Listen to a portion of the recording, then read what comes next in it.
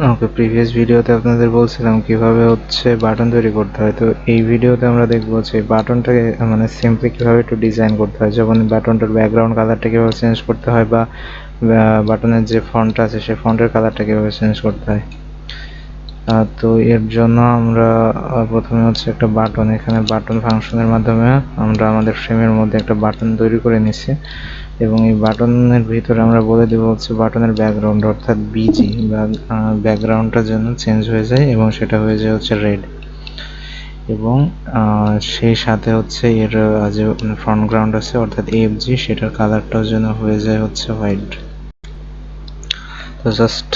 এখানে যদি দেখেন তাহলে হচ্ছে আমাদের যে বিজি, এই বিজিটা মূলত হচ্ছে ব্যাকগ্রাউন্ড কালারের জন্য, এবং হচ্ছে আরেকটা যে এখানে